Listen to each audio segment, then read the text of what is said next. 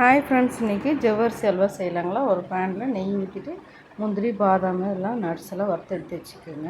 அதுக்கப்புறம் ஜவ்வரிசியை நல்லா வறுத்துட்டு பொடி பண்ணி வச்சுக்கோங்க. பீட்ரூட் சாறு எடுத்து ஒரு பீட்ரூட்டை அரைச்சி சாறு எடுத்து வச்சுருக்கேன். அதெல்லாம் நல்லா முதல்ல கொஞ்சம் லேசாக வறுத்துட்டு அதுக்கப்புறம் பீட்ரூட் சாரோட இன்னும் கொஞ்சம் தண்ணி சேர்த்து கரைச்சி வச்சுக்கோங்க.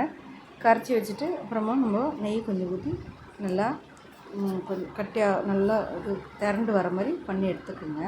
இது நல்லா பீட்ரூட் சாறு ஊற்றி கொஞ்சம் கொஞ்சமாக நல்லா கிண்டிகிட்டே வாங்க. கொஞ்சம் தண்ணி ஊற்றிக்கிங்க. விஸ்க் வச்சு பண்ணிங்கன்னா உங்களுக்கு கட்டியில் இதுமாதிரி நல்லா பண்ணிகிட்டே வாங்க. பண்ணிகிட்டே வந்தீங்கன்னா ஓரளவுக்கு வரும். அதுக்கப்புறம் தேவையான சர்க்கரை இல்லை நாட்டு சர்க்கரை எது வேணால் போட்டுக்கலாம். நான் சர்க்கரை தான் போடுறேன். இப்போ பாருங்கள், விஸ்க் வச்சுன்னா கட்டியில் இல்லாமல் வேணும். கொஞ்சம் கொஞ்சமாக தண்ணி ஊற்றி கலந்துகிட்டே வாங்க. அதுக்கப்புறம் சர்க்கரை போட்டுட்டு நல்லா மிக்ஸ் பண்ணி எடுத்துக்கோங்க. கொஞ்சம் கலர் சேஞ்ச் ஆகணும். நல்லா கிண்டிகிட்டே இருக்கணும், இல்லைன்னா அடி பிடிச்சிடும்.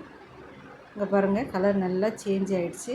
இந்த அளவுக்கு சேஞ்ச் ஆனப்போ நம்ம வறுத்து வச்சுருக்க பாதாம், முந்திரி அந்த இதுவெல்லாம் நட்ஸ் எல்லாம் போட்டு நல்லா மிக்ஸ் பண்ணி எடுத்துக்கோங்க. ஏலக்காய் தூள் போட்டுட்டு நல்லா மிக்ஸ் பண்ணி எடுத்துக்கோங்க. நெய் கொஞ்சம் கொஞ்சமாக ஊற்றி நல்லா கிண்டிகிட்டே வாங்க.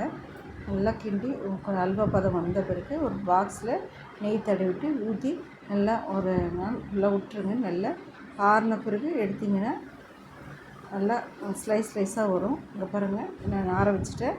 ஒரு தட்டில் போட்டு எடுத்திங்கன்னா இந்த மாதிரி வந்துடும். நீங்கள் கட் பண்ணி எடுத்து கொடுத்து பாருங்கள், ரொம்ப அருமையாக இருக்கும். ட்ரை பண்ணி